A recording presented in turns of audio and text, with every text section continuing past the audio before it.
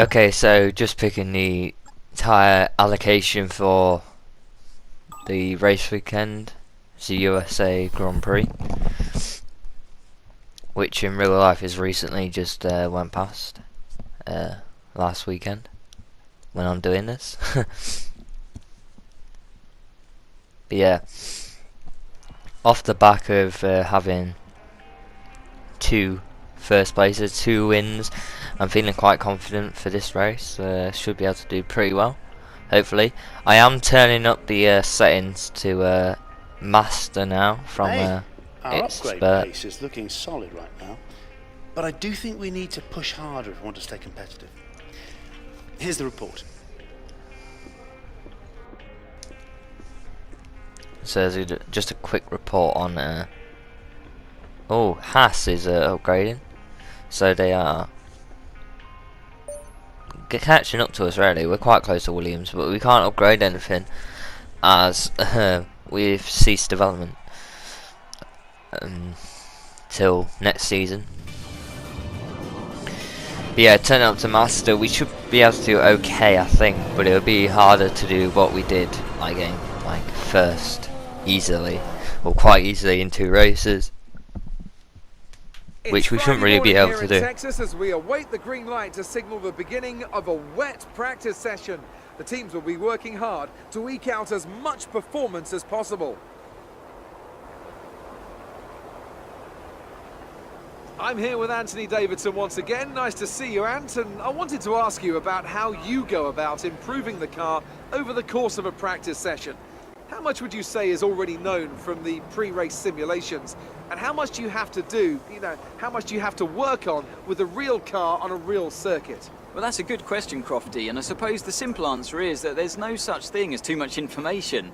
As you say, the bigger teams have very complex simulations, vast numbers of clever people crunching the numbers back at base, but what they can't tell you is stuff like how the track condition's going to be, or what the temperature's going to be doing over the course of the day, and how all of that's going to be interacting with the tyre.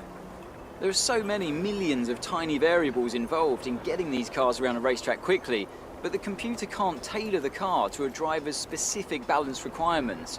At some point, you still need to put a human being in there and have them feel it through the seat of their pants. And that's why we end up with different drivers having different setups. So what I'm trying to say is, Crofty, nothing beats on-track testing.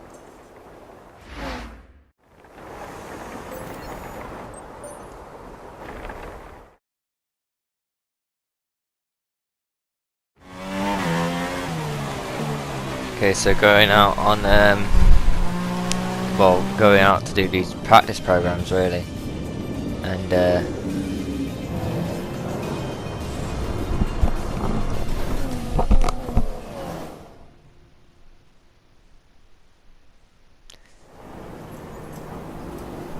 yeah, so going into practice 3, we got perfect on every single one, which is good. Showing we have the pace really of pace and time management on this track, and we know it quite well, and we know what we have to do within qualifying, within the race, and shows we can really do something here and be competitive really. So just getting some resource points there. Hi, just letting you know that we've had the team's expectations through for the upcoming qualifying session. Okay, so we have to qualify, I think it said 9th though, beat Palmer, beat our rival, Massa, and that's it.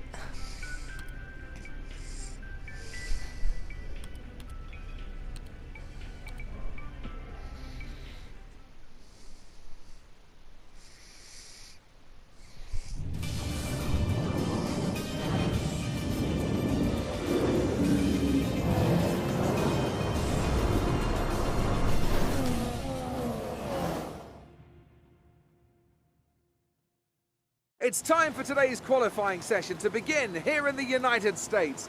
Welcome to the Circuit of the Americas. Watching some of the cars attack the high-speed corners, it occurred to me that this might be one of the more awkward tracks to prepare a car for. Do you go for top speed over grip, or do you look to maximise performance in all the corners?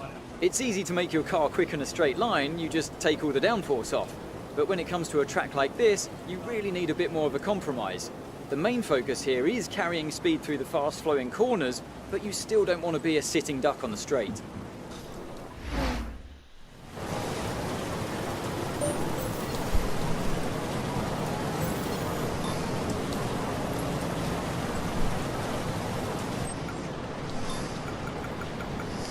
Okay, so I'm just going to lower the fuel load just to make sure we're just doing one lap, do the fastest lap possible and get out. It's raining quite heavily here. I think it will be it looks wet, so full wets I think it's going to be. But for the race it looks like it's going to be sunny, which is good because our practice programs look good in the dry, really, and the intermediate conditions. But we haven't done it in the wet, so hopefully we do okay and make out of this qualifying.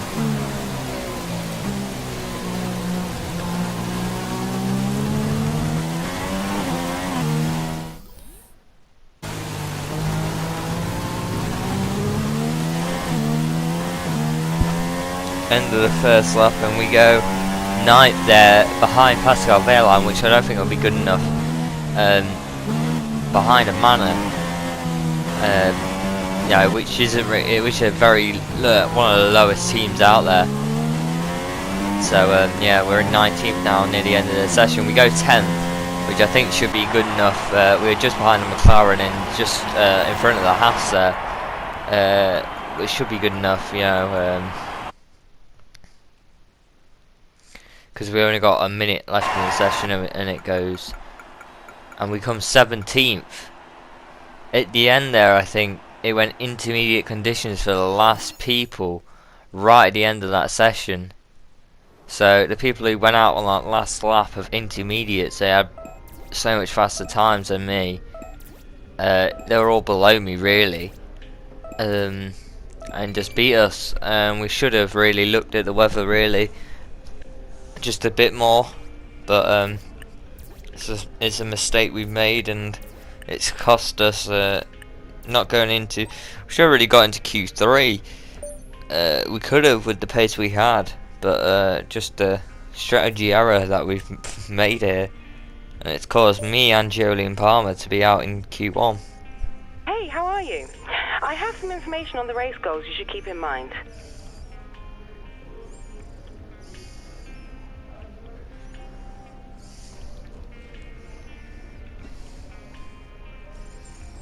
Okay, so we've got to get 12, beat Massa, beat Palmer, place 16 for higher. Normal objectives that we normally get.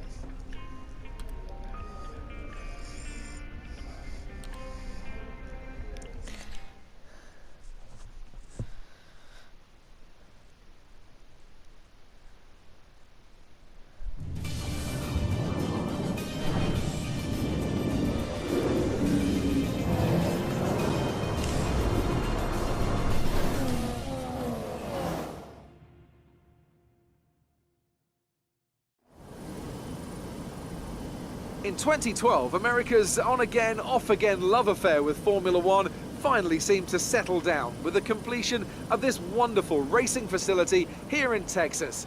Since then, we've been treated to some incredible races, including, of course, that classic wet-dry championship decider of 2015. We're racing today then in Travis County, Texas, where 20 corners and speeds of up to 200 miles an hour await us on this magnificent racetrack. It's 60% full throttle with plenty of good opportunities to pass, especially through the 2 DRS zones into turn 1 and at the end of the long back straight into turn 12. What a race we have in store today. With me today is Anthony Davidson, a man who knows this circuit quite well. Why do you think, though, Ants, that this Grand Prix has now found such huge success since returning to the calendar in 2012? Well, full credit to the race promoters. They have a Grand Prix in a part of the country famed for its love of motorsport, and they do a fantastic job of advertising it to the right crowd, and then satisfying them when they're here with excellent facilities. It also tends to help when the circuit itself is good, and that's definitely true here. The layout is interesting and it produces some exciting action. Hosting a thrilling title decider like we had in 2015 wouldn't hurt either, so the pressure's on then to maintain that kind of quality here today. There are multiple lines, so be sure to make use of them. So before the off, let's remind ourselves of yesterday's qualifying session with a look at the starting grid. Max Verstappen put in a fantastic lap yesterday, and he starts from pole position. And Kimi Raikkonen completes the front row. Looking down the rest of the grid, we have Hamilton, Ricciardo, Nico Rosberg, and Vettel, Bottas, Massa, Button, and Carlos Sainz, Alonso, Gutierrez, Felipe Nasser, and Haryanto, Ericsson, Wehrlein, Renault, and Roman Grosjean. Palmer and Perez, Nico Hülkenberg, and Daniel Kvyat completes the grid. And with preparations almost complete, let's head down to the track. Okay, so we're just gonna go for the high tyre management strategy because we can easily manage our tyres if we look on the thing. Yeah, we're easily doing that in a one-stop scenario, so there's not much strategy going involved in this race as it's only a one-stop. And we're going to lower the fuel load as normal because our fuel efficiency is pretty good.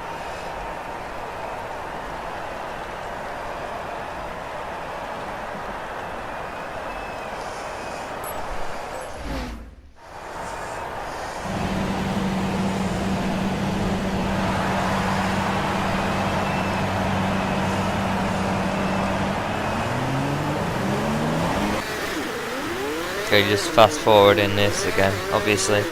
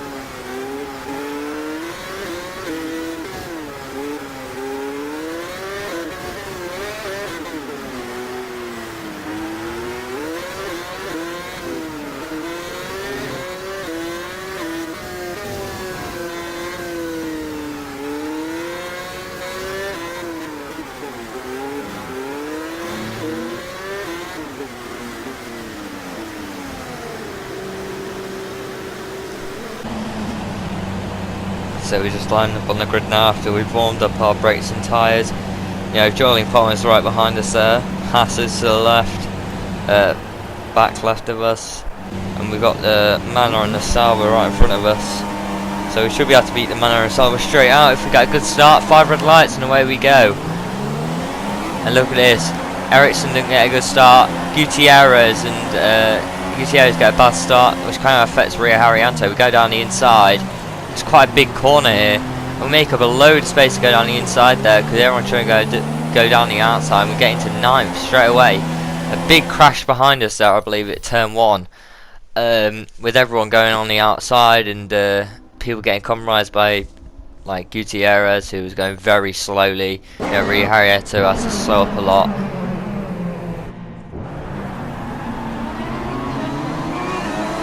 Watch this. Oh, it's it's one of the Haas. I think that may be Gutierrez or Roman Grosjean, who goes wide. Oh wait, no, the McLaren goes wide there and hits one of the Haas cars, and the other Haas hits the Roman Grosjean. Obviously hits Gutierrez and causes a big pile up there between them cars. But anyway, going down the inside of Vettel, tap button there. And we get through, which is quite not the nicest move, but it kind of worked for us really. I'm going to take it anyway. Go a little wide here, allow him button back through, but he's going very slowly there on the exit there. We have to brake and really go off the track to make sure we don't hit him.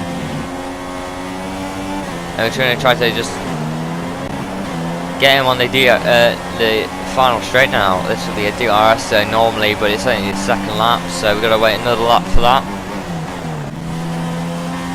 Anyway, lap 4. Bottas is now behind us, who's trying to get, who gets past here, tapping us on the way out. He is on the softer tyres, so I was expecting him to, you know, go past. But anyway, he gets DRS. But look at this, we're still side by side with him, even though with DRS we're not behind him anymore. But we've got the inside line. We should be able to make the move, showing that the Williams isn't really that much faster than the Renault anymore. But anyway, we've had Kimi Räikkönen or Vettel, who's had a problem with his engine there, blowing up, and causing a virtual safety car. We have to reduce our speed a lot here on this straight. But virtual safety car, you can really make up some time by going fast when it says coming in, like I'm doing so now. I gain about 1.5 seconds there on everyone else, which could really help me with the strategy of these staying on these tyres and then going faster at the end, really. Well, I think actually I'm going on medium, so harder at the end.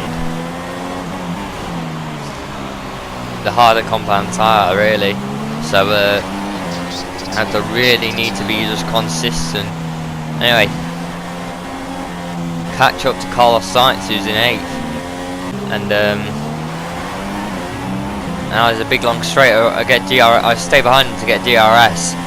I could have got past it. I don't know if I could have got past it before, but I just wanted to make sure. And anyway, look at the DRS on this slipstream as well. Getting past 2. Carlos Sainz and the Williams of Bottas there.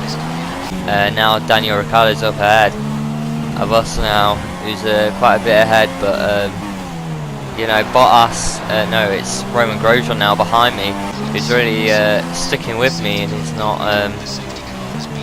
going away. But the safety car is now deployed, which could really help me, and they come out straight with a strategy there, my team. I think I might as well pit under the safety car, really. It will probably give me a free pit stop, which would be very good. But anyway, look at this. The Sauber is gone wide for some reason and is trying to back up onto the track and has to go all the way past the grass to make sure he isn't really getting in the way of someone. And I don't think that's the right call to do, doing that while on the grass there.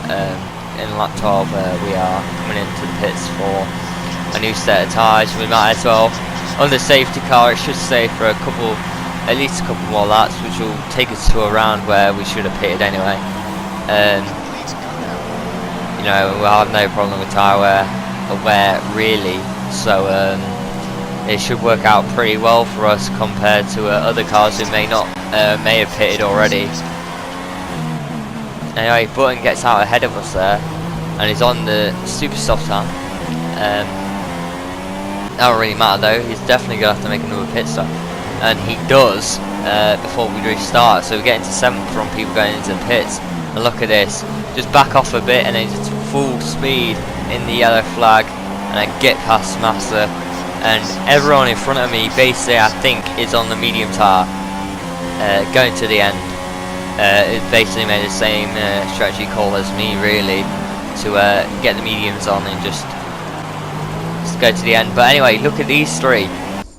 You know, Daniel, I think it's Kimi Räikkönen, Rosberg, and Daniel Ricciardo there. Daniel Ricciardo on the soft tyre, so not everyone, but yeah, just Rosberg maybe going a bit into Daniel Ricciardo's line there. But I get past Rosberg here, as they kind of compromised each other by fighting so much, Daniel Ricciardo and Rosberg.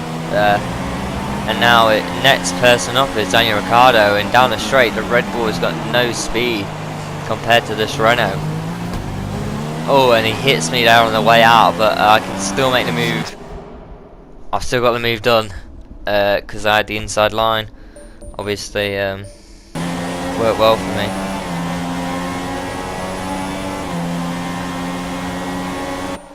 And look here, I think this is I don't know who this is. I think it's Daniel Ricciardo maybe.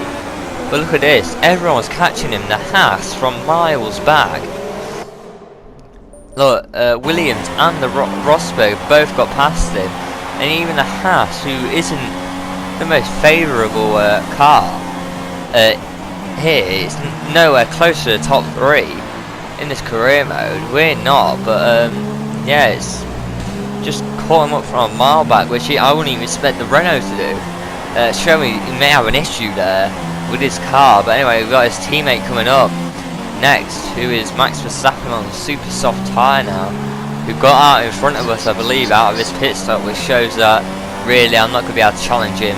I have old mediums, he has new super softs, you know, that's two tyres softer than mine, and also mine are quite old, going from about lap 12, 13 to lap 20 something.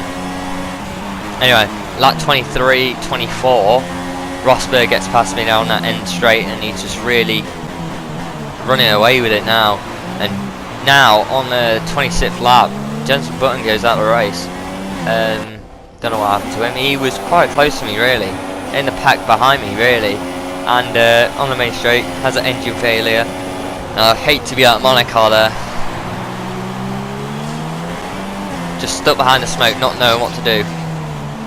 And then on the same lap, halfway around the lap, Gutierrez, who didn't have the best start, and people had to avoid him on the start, and like the engine now blows out. You know, it just shows what a bad weekend he's really had. You know, unfortunate weekend. He was in front of us and got swamped by so many cars at the start, but now it's out of the race, which is even worse for him. And now it's just Roman Grosjean for the Haas team, who is right behind me, doing well for the Haas. He's the only Haas car on circuit now, and he's got past me here about 1.5 laps to go, and he's doing very well. You know, making sure the Haas team aren't disappointed with the performance this weekend with Gutierrez going out. And now a cheeky move down the inside, he leaves the room, just take it, and now right at the end of this lap, I go off track, leave him the room. You know, I can't really close him up there. And yeah, he gets past me again. Massa I'm not going to allow through so easily. I've got a rivalry to think about as well, not just track position. I'm not letting him through as easily. To be honest, one of these last straights, the last lap on this straight, you know, DRS slipstream, easy pass. The Haas has got no power compared to this Renault. Lewis Hamilton wins a Grand Prix, which is one of his first wins of this season. Career mode, he hasn't really won that many, but we come in 5th place, which is amazing for the Renault team. Even with a master AI now, we're still doing quite well, showing a great performance. And I have to wonder, Anthony Davidson, just what set them apart from the competition here. The difference was clearly in the strategy. You could tell they'd done a lot of work on the pit wall to really optimise each stint and get the most out of the tyres. And it highlights just how much of a team sport this really is. But credit to the driver as well, though. There's no good having a well-oiled machine behind the scenes without a talented hand on the wheel, of course. And here are our podium drivers today after that excellent race. They've excelled here, as they so often do, and it's a well-deserved victory. Mercedes, then, are on top today.